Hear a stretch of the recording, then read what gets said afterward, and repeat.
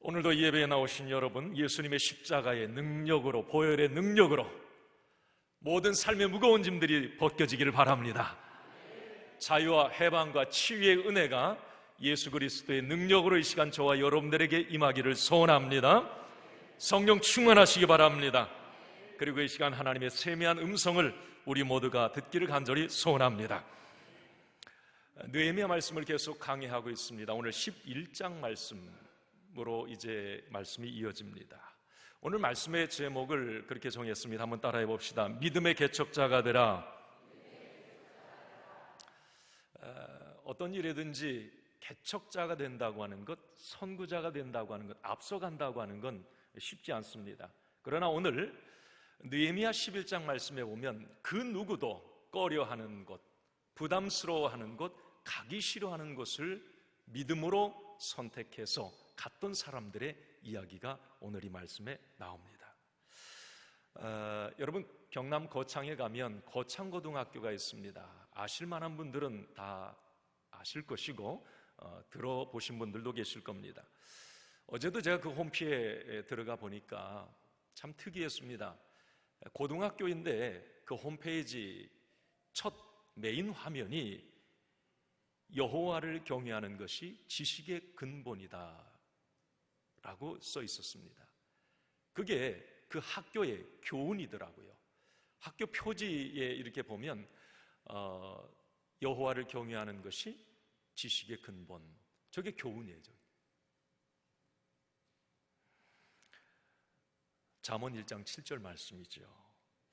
시골 학교이지만 이 거창고등학교는 대학 진학률이 88%에 달한다고 합니다. 지난해에도 보니까 서울대, 연고대, 카이스트 정말 많은 곳에 이 학생들을 보낸 명문고등학교죠. 지금 그 거창고 출신들이 우리 기독교계에도 상당히 영향력 있는 분들이 참 많이 있고요. 정치계에도 있고 문화계에도 많이 있더라고요. 지금 거창고등학교를 있게 한 사람이 바로 그 설립자이죠. 이제 고인이 되셨는데 전영창 이제 교장 선생님입니다. 사진에 나옵니다만은 거창고 이제 전경과 이제 지금은 고인이 되셨는데 설립자 이제 전영창 교장 선생님입니다.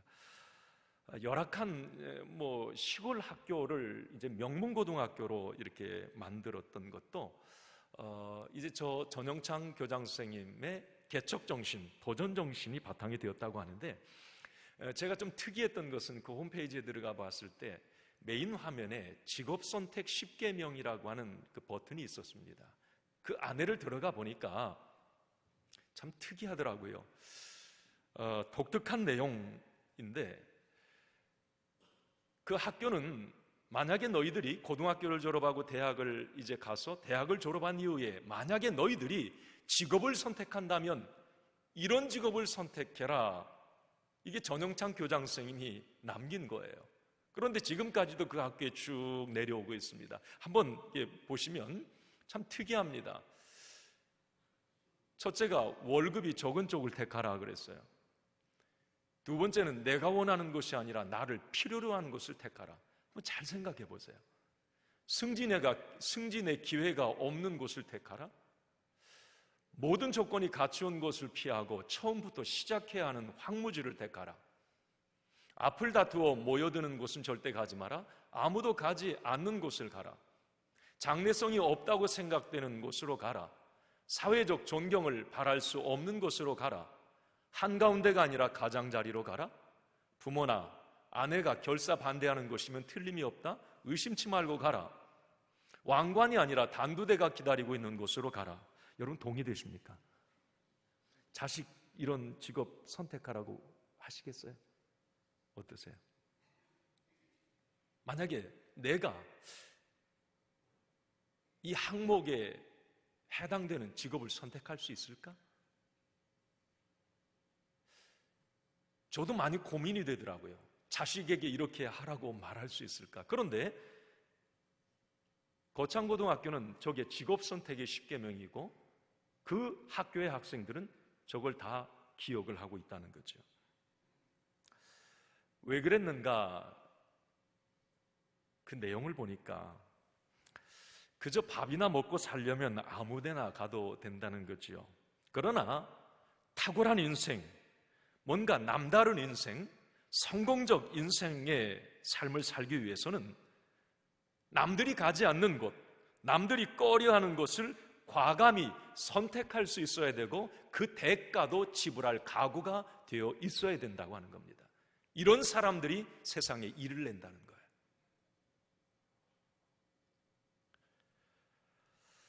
저는 이런 분이 예수님이 아니셨나 그런 생각이 쑥 들었습니다. 남들이 가지 않는 것, 이것이 십자가의 길이 아닐까 하는 생각도 가져봅니다. 오늘 본문에 보면 남들이 가지 않는 곳, 불편한 곳, 그래서 모든 사람이 꺼려하는 것을 믿음으로 선택해서 갔던 사람들 이야기가 오늘 느헤미야 11장이에요. 우리가 느헤미야서 오늘 이제 처음 들으셨거나 하신 분들은 좀 이해가 안 되실 수도 있는데, 오늘 느헤미야 11장 이 상황이 있기 전에 이제 느헤미야 1장부터 쭉 내용을 보면 중요한 포인트만 좀 제가 이 말씀을 드리자면, 이스라엘 백성들이 바벨론 포로 70년 동안 종살이를 해요. 우리나라 일제시대 때 어떤 힘들었던 그 삶과 똑같습니다. 70년이라는 시간은 짧은 시간이 아니잖아요. 그런데 하나님의 은혜로 그들이 자유를 얻게 됩니다.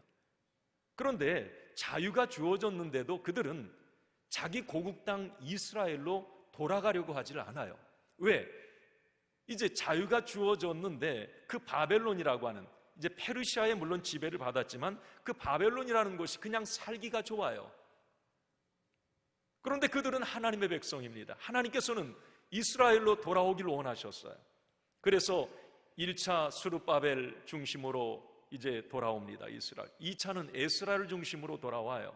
그래서 성전을 건축하고 예배를 회복하고 이제 신앙의 어떤 삶을 결단하고 나아갑니다. 그런데 문제는 뭐냐면, 이스라엘이 1차, 2차 사람들이 돌아왔지만 나라 꼴이 아니었어요. 모든 어떤 환경과 시설, 여건, 모든 사회적 인프라가 제대로 갖춰지지 않은 그런 상황이었습니다. 그리고 1차, 2차 이 귀환한 사람들은 곳곳에서 자기 편한 곳에서 자기 친한 사람들과 이렇게 같이 이렇게 마을을 이루고 살고 있었어요. 이게 문제는 뭐였느냐면, 이스라엘의 수도는 예루살렘 아닙니까? 그런데 예루살렘이 이스라엘의 수도가 정작 다 무너져 있고 황폐화되어 있는 거예요. 예루살렘에 성전이 있었건만 그 누구도 돌아보질 않아요. 느헤미야는 하나님께서 예루살렘에 성전을 주시고 다시 그 예루살렘을 중심으로 민족을 회복시켜 나가려고 하는 이 하나님의 계획을 누구보다도 잘 알고 있었어요. 그래서 예루살렘의 황폐한 그 모습에 가슴 아파하면서 3차 귀환을 결심을 하는 거예요. 느헤미야가 지도자가 되어서 이스라엘에 돌아와서 한 일이 뭐냐면 예루살렘을 회복시키는 일이었어요. 1장부터 그렇게 시작되는 거예요. 예루살렘에 이제 무너진 성벽들을 52일 만에 몇 년 해도 어려운 그 일을 느헤미야가 해냅니다. 성전을 수리하고 모든 환경과 시설을 갖추고 그리고 도로를 내고 이런 일들을 느헤미야가 하게 된 거예요. 그래서 이제 이스라엘의 수도 예루살렘이 뭔가 조금 이제 나라 꼴이 되는 어떤 그런 상황에 이르렀습니다. 그런데 문제가 생겼어요. 그건 뭐냐면 그 예루살렘에 누가 와서 살아야 될 것 아니에요. 예루살렘이 지금 거의 사람이 살고 있지 않은 상황이었습니다. 다 주변에 흩어져서 살고 있었어요. 그런데 그도 그럴 것이 지금 예루살렘이 어느 정도로 느헤미야를 중심으로 시설이 갖춰지고 회복됐다고는 하지만 아직도 좀 열악한 환경은 맞습니다. 그리고 또 주변에 흩어져서 한 10년 이상 살았던 사람들은 자기 집도 있을 것이고요, 자기가 일구는 밭도 있을 것이고 아는 사람도 있을 거 아닙니까? 그곳을 떠나서 예루살렘으로 이사를 와서 산다고 하는 것, 이건 쉽지가 않았을 거예요.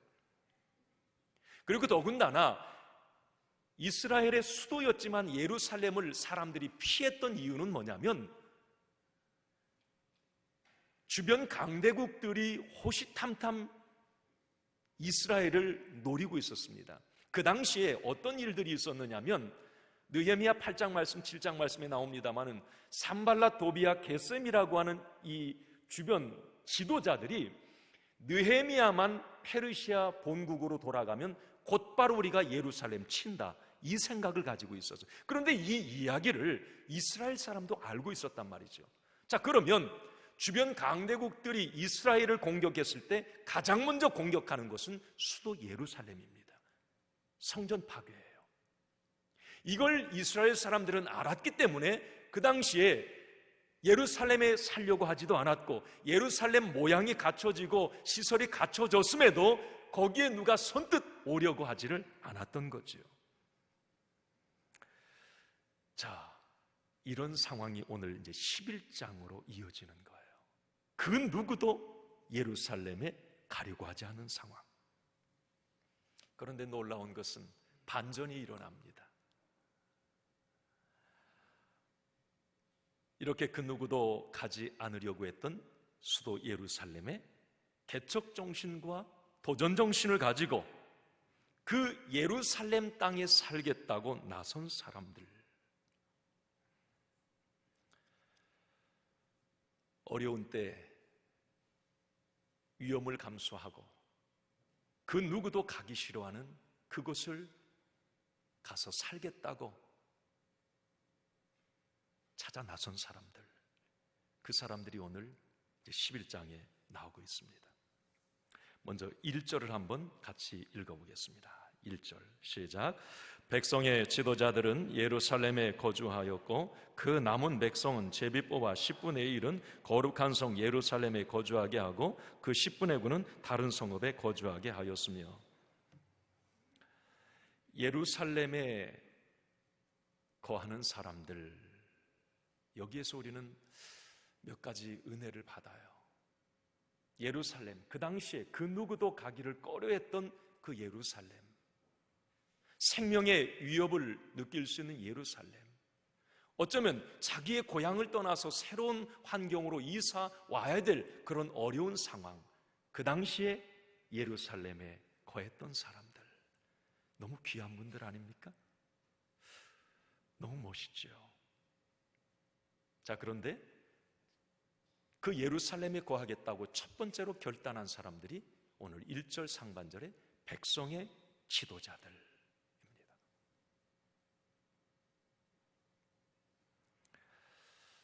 백성의 지도자들은 먼저 예루살렘에 거주할 것을 결단을 합니다. 일반 백성들은 서로 눈치 보며 엄두도 못 내고 있을 때였습니다. 그러나 지도자들이 먼저 솔선수범해서 나선 겁니다. 여러분, 누가 지도자입니까?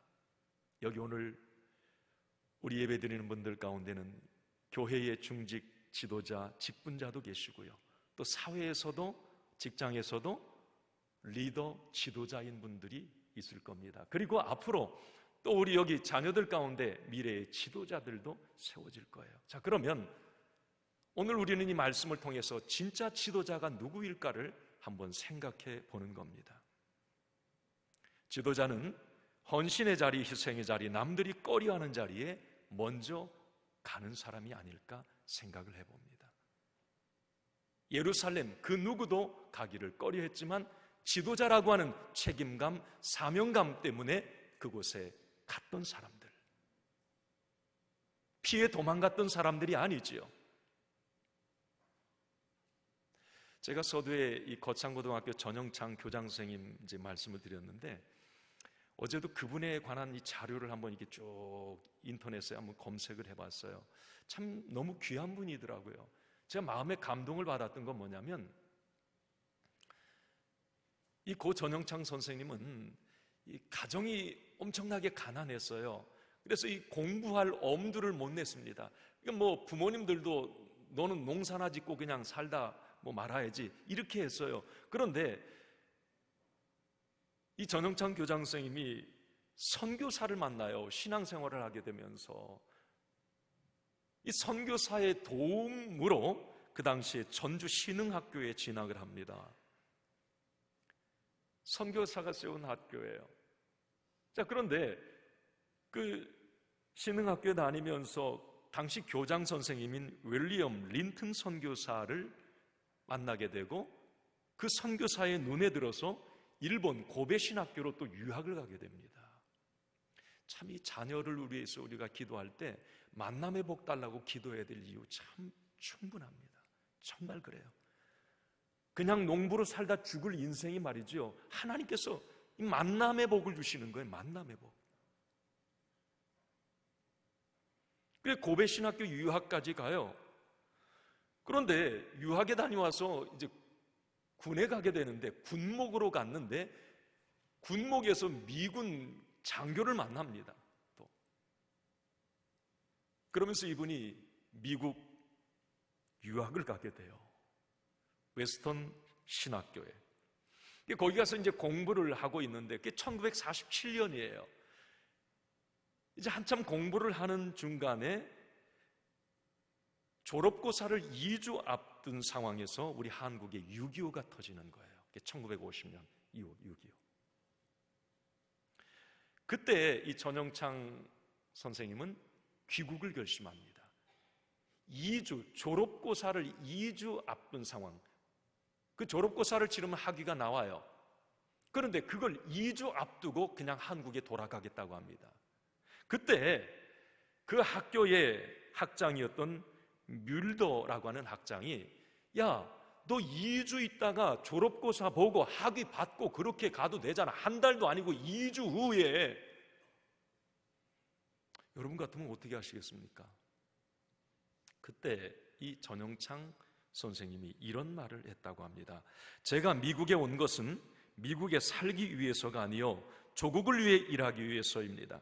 그런데 지금 돌아가지 않으면 주님뿐만 아니라 동포들을 배반하는 것입니다. 뮬더 학장이 그랬대요. 내가 알겠다, 네 맘 알겠는데 야, 한 달도 아니고 2주 학위 받고 그러고 가. 그때 이 전영창 선생님은 이런 말을 했다고 그래요. 조국이 위기에 처해 있는데 저에게는 학위가 필요 없습니다. 그리고 귀국을 합니다. 이 전영창 선생님은 귀국해서 지금 그 당시에 경남 구제위원회, 지금 고신의료원이죠. 그곳을 장기려 박사와 함께 세우죠. 그리고 그때 피난민들이 이제 전쟁에 상처받고 다치고 하면 그들을 돌보고 미국 구호품들을 그들에게 어떤 배분해서 나눠주는 이 일들을 이제 전영창 선생님이 하게 됩니다. 그리고 그 이후에 바로 1956년에 이제 거창고등학교를 이렇게 세우게 되는 거예요. 철저하게 신앙 바탕으로 여호와를 경외하는 것이 지식의 근본, 학교 교훈을 삼아 기독교 학교를 이렇게 세우게 된 겁니다. 자, 여러분, 누가 지도자일까? 오늘 예루살렘에 거하겠다고 나섰던 사람들, 가장 먼저 나섰던 사람들은 지도자들이었습니다. 지금 나라가 어려울 때, 지금 이스라엘 나라가 그 누구도 예루살렘에 가기 싫어하는 그 상황에서 먼저 나섰던 사람들이 지도자였다고 하는 거죠. 여러분, 누가 교회의 진짜 지도자 어른일까를 생각해 봅니다. 높은 자리가 아니라 낮은 자리, 편안한 자리가 아니라 불편한 자리를 먼저 찾아가는 사람들이 아닐까요? 또 자기의 이익을 생각하는 사람이 아니라 공동체의 유익이 뭔지를 한번 생각해 볼 줄 아는 사람이 진짜 지도자가 아닐까? 손해보는 일, 힘든 일이는 그냥 나몰라라 뒷짐지고 있는 사람, 부담스럽고 욕먹는 일에는 눈치만 살피고 피해가는 사람, 이런 사람들은 진정한 리더, 지도자라고 할 수가 없겠죠. 또 그 다음에 예루살렘에 거하겠다고 했던 그 사람들 어떤 사람들인가? 1절 하반절에 보면 그 남은 백성은 제비 뽑아 10분의 1은 그 거룩한 성 예루살렘에 거주하게 했다 그랬어요. 여러분, 제비 뽑는 게 뭐죠? 이게 뽑는 거잖아요. 저희 제비 뽑기를 잘합니다. 이렇게 가끔 우리 이제 모임이나 이런데 제비 뽑기 하자고 그래. 이게 성경적인 방법이고 잠언에서도 말씀 나오는 거기 때문에 그렇게 해요. 그 당시에 예루살렘에 이제 사람들이 가서 살려고 하지 않으니까 제비를 뽑아요. 그래서 10분의 1을 예루살렘에 이제 거주하게 합니다. 어쩌면 이 제비 뽑기에 선택된 사람들은 자신의 의도와는 관계없이 선택된 사람들이에요. 뽑게 해가지고 X자 나와서 가야 되는 이런 상황이잖아요.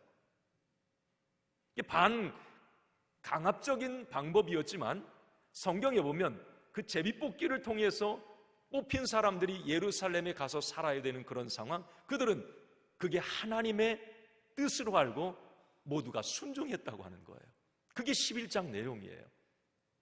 뭐 재수없어서 운이 나빠서 왜 내가 그 일을 해야 돼? 왜 내가 그 예루살렘에 왜 가야 되는데? 아니 안 가. 이렇게 할 수도 있어요. 그러나 이 11장에 보면 모든 이스라엘 백성들이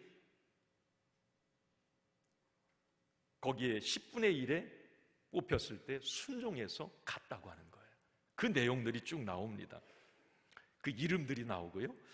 그런데 이제 더 귀한 것은 오늘 2절에 나오는 분들이에요. 2절 같이 한번 읽어봅니다. 시작. 예루살렘에 거주하기를 자원하는 모든 자를 위하여 백성들이 복을 빌었더라. 자, 예루살렘에 거주하기를 어떠한 사람들이요?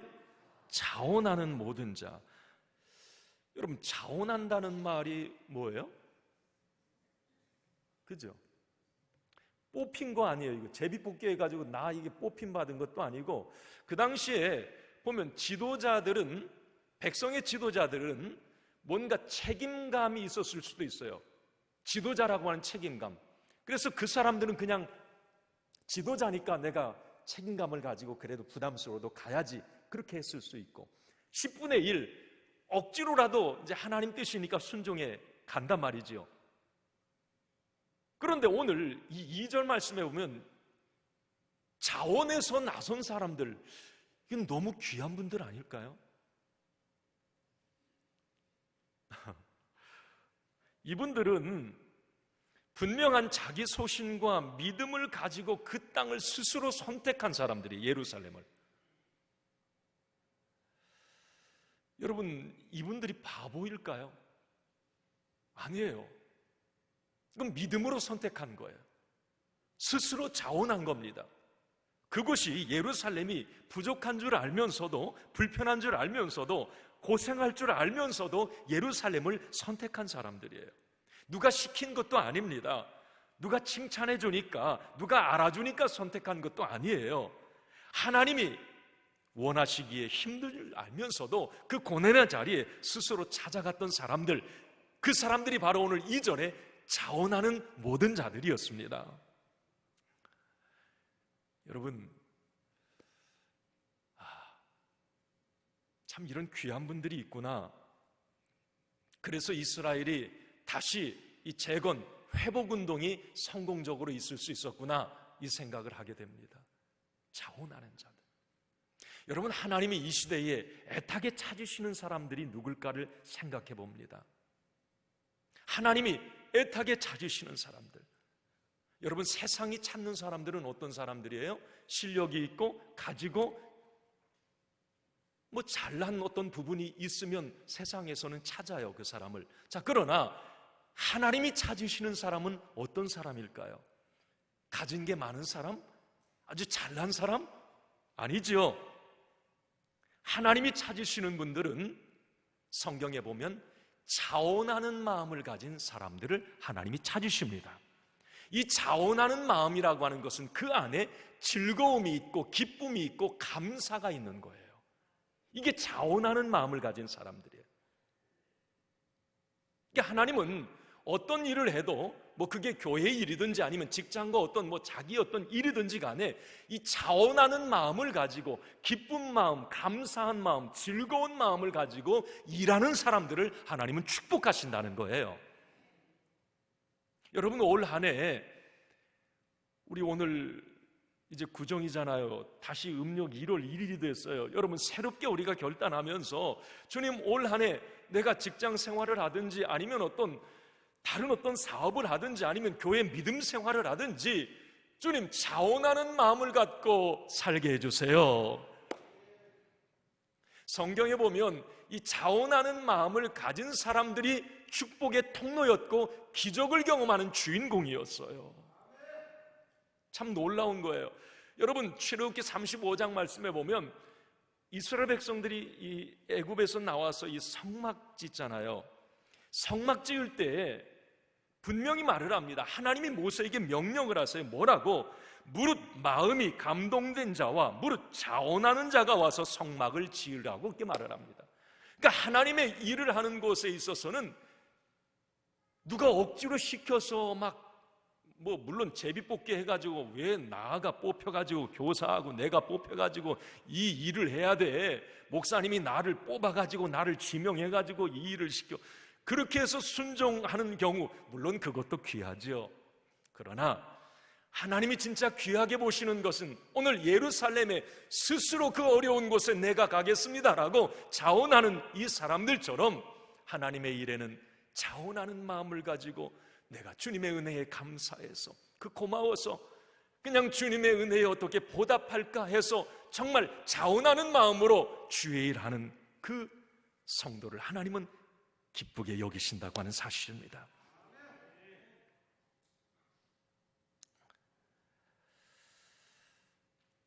어떤 교회가 건강하고 행복한 교회일까를 목회자로 생각을 해봐요. 우리가 오늘 이 교회에 모이셨잖아요.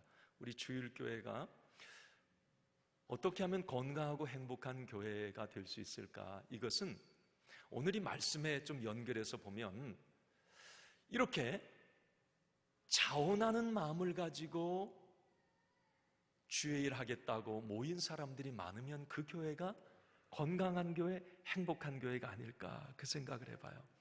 여러분, 오늘 예배에 자원하는 마음으로 오셨죠? 나는 예배에 가기 싫은데 명절이라 그냥 어제 늦게까지 있는데 막 가기 싫은데 억지로 끌려온 분들 한번 이렇게 마음으로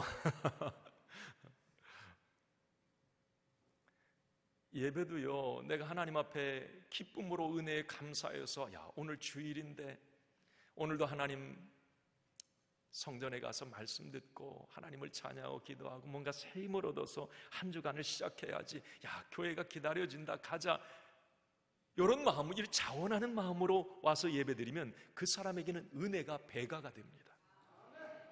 정말 그래요.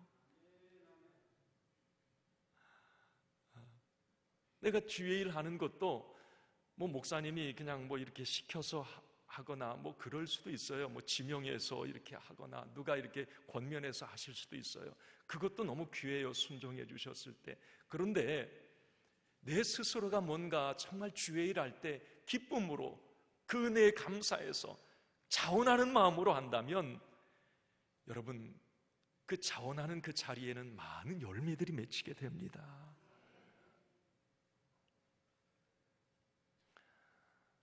한번 저를 따라 합시다. 주여, 나에게 자원하는 마음을 주옵소서.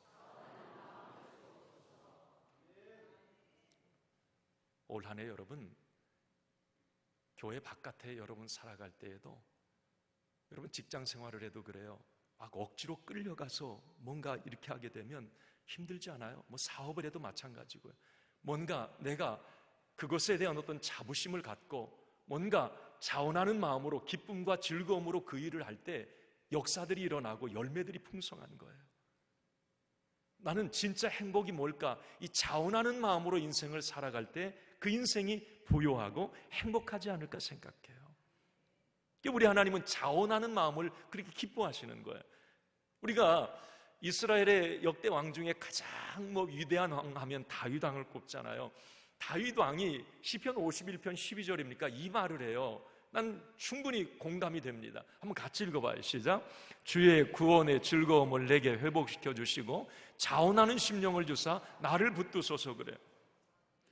근데 이게 즐거움이 좀 있어야 되는데 이 자원하는 마음을 통해서 그 주의 즐거움이 내게 회복되게 해달라고 기도하는 거예요. 여러분 올 한 해도 자원하는 마음 하나님이 주셔서 여러분들에게 기쁨과 즐거움이 넘치기를 간절히 소원합니다. 오늘 본문에 보면 바로 이스라엘 백성들 그 예루살렘 거기에 90%가 이 자원하는 사람들로 채워졌다는 거 여러분 놀랍지 않습니까? 믿음의 백성들이라 그런지 참 싹수가 있죠. 그냥 억지로 뽑혀오는 게 아니라 자원해서 와서 다 느헤미야가 이제 선포했을 때 나도 가겠습니다. 나도 가겠습니다. 어려워도 외적의 침입이 있어도 좀 지금 살기 어려워도 내가 그쪽으로 이사를 해도 나도 가겠습니다. 나도 가겠습니다. 이렇게 나선 자원자들 너무 귀한 분들입니다. 저는 우리 주일교회가 이렇게 자원하는 공동체가 되기를 소원합니다. 그리고 우리 교회가 자원해서 지역사회를 섬겨가고 자원해서 주의 일에 헌신하는 사람들이 많아지고 자원해서 예물 드리고 자원하는 마음으로 전도하고 자원하는 마음으로 기도하는 그런 우리 주일교회 성도들이 다 되시길 간절히 소원합니다. 그럴 때 올 한 해도 우리 교회를 하나님이 놀랍게 건강하도록 행복한 교회로 만들어 가실 것 같고요. 이 자원하는 마음으로 올 한 해 살아가면 여러분들의 삶을 우리 하나님이 풍성해 하실 것을 믿습니다.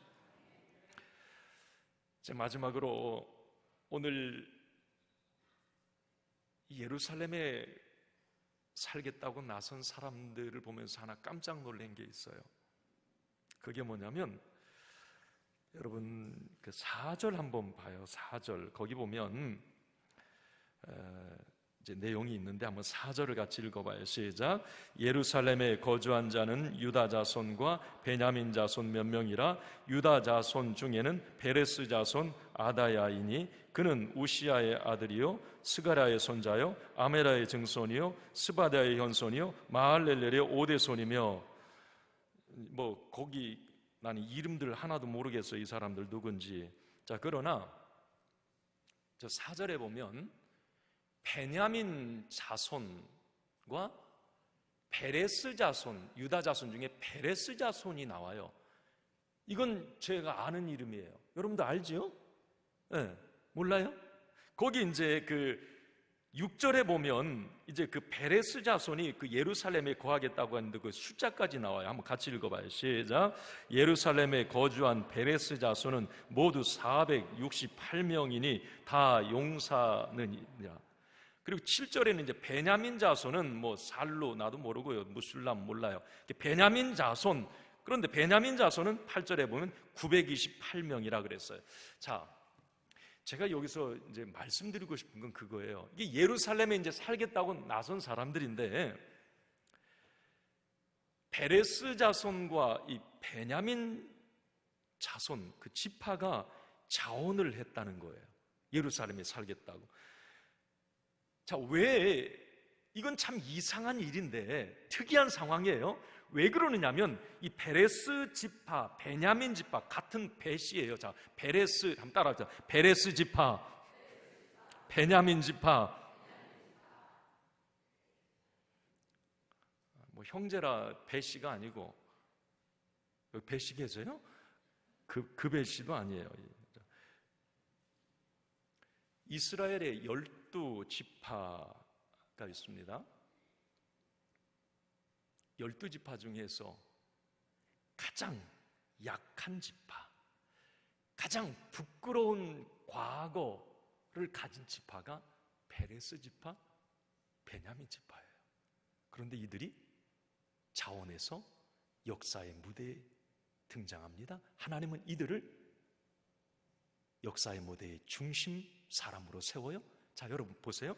이 베레스가 누군 줄 아십니까? 그 베레스 자손의 시조 베레스. 여러분 창세기 38장에 보면 베레스의 아버지는 유다예요. 그러니까 유다 자손 중에 베레스 지파가 있는 거예요. 유다가 어떤 사람이에요?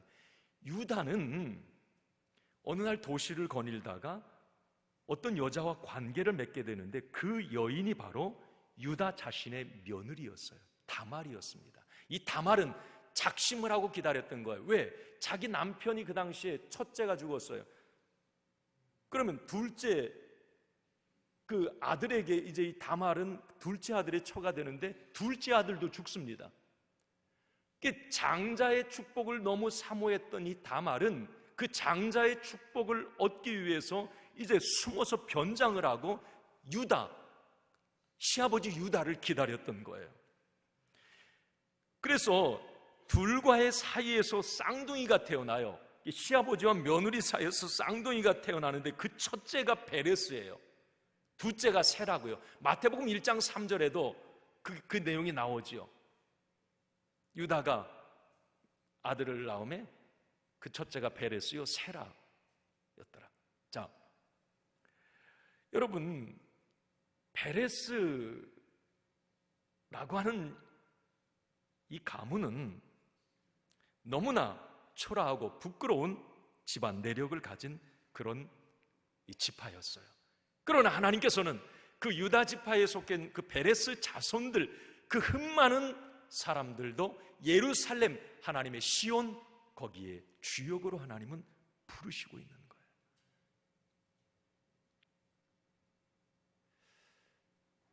여러분, 우리에게 너무 많은 은혜를 줘요. 나같이 부족하고, 나같이 흠 많고, 나같이 과거에 이력이 많고, 나같이 과거에 엉망으로 살았던 사람도 하나님은 그 사람을 품으시고 하나님의 나라의 주인공으로 세우시더라는 거예요. 여러분, 베냐민 지파 같은 경우는 참 이 지파도 웃긴 지파예요. 사사기 그 20장, 21장에 보면 베냐민 지파 얘기가 나오잖아요.